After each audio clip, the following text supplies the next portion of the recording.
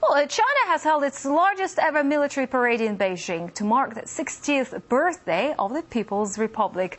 Hundreds of thousands of people, along with the latest hardware, put on a spectacular show of might on Tiananmen Square as fighter jets passed overhead. Well, let's now go live to Henry Morton, who's in Beijing. Hello to Henry. This is clearly a huge event. Can you give us an idea of the scale of the military parade?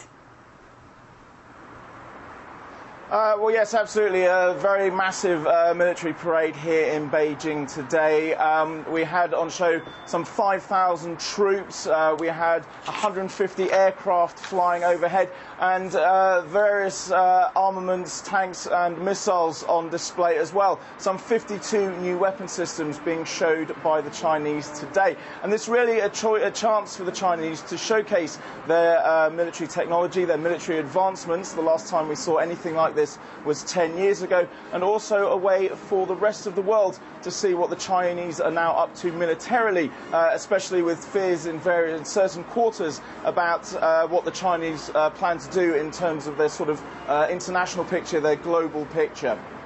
Henry, have there been any security problems? Well, no security problems as far as we know here in Beijing, and to be honest, it would be extremely difficult to see how any potential troublemakers might be able to cause any problems. Security in the centre of the city extremely tight. The area around the parade in complete lockdown for all of today and a lot of last night as well. So very difficult, if anyone had wanted to cause trouble, for them to do so. We did hear of some demonstrations in Hong Kong around these national holidays, National Day holidays. A few hundred demonstrators there from human rights groups, and a couple of arrests made there, but otherwise no news of any problems as far as we know. And what does this day really mean for China? Is it about the people or about the glory of the state?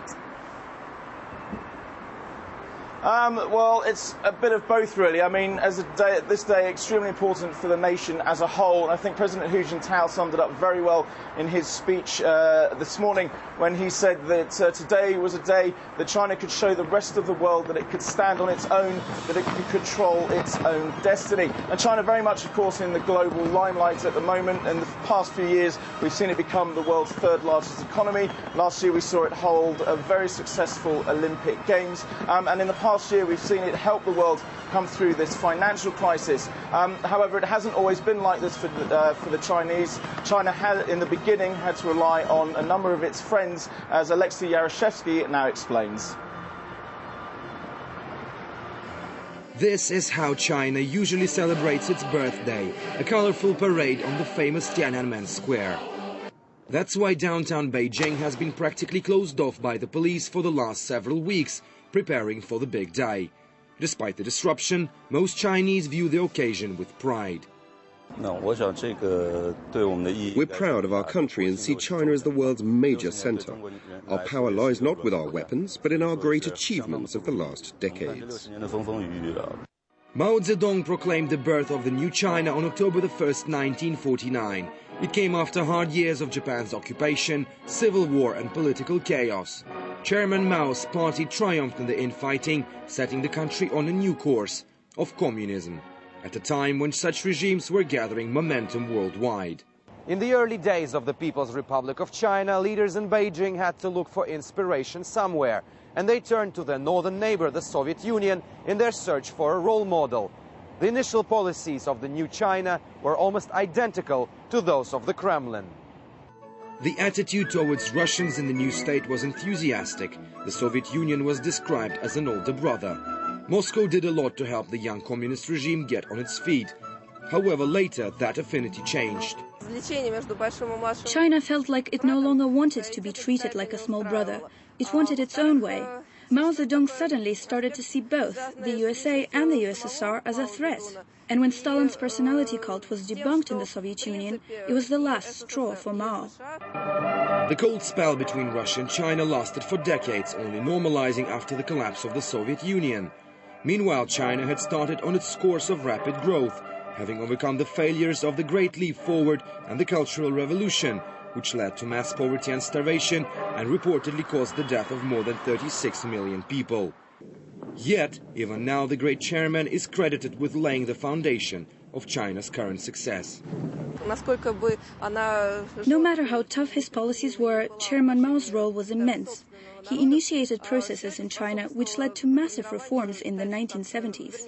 Those reforms created one of the most powerful economies in the world.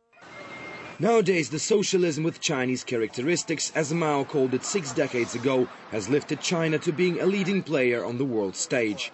Many argue it successfully combines communist rule with capitalist principles. And hundreds of millions of Chinese across the land know whom they thank for that. Alexei Roshevsky, RT, Moscow. And Chairman Mao continuing to play a prominent role in these National Day celebrations, 60 days after he proclaimed the People's Republic of China. His enormous image there at the north end of Tiananmen Square, watching over all of today's proceedings, including what I think you're seeing now are a massive fireworks display that's going on there at present. That's been put together by the same team that put together the Olympics firework display, except we're told that tonight they will be using twice as many fireworks as used then. Some 60,000 people there watching events unfold on Tiananmen Square, and I think trying to enjoy the 60th National Day that the People's Republic of China has seen. Well, definitely, Henry, we're getting this wonderful live pictures from China now. You're happy to be there, lucky one to be there. Thank you very much. That was our correspondent Henry Morton reporting.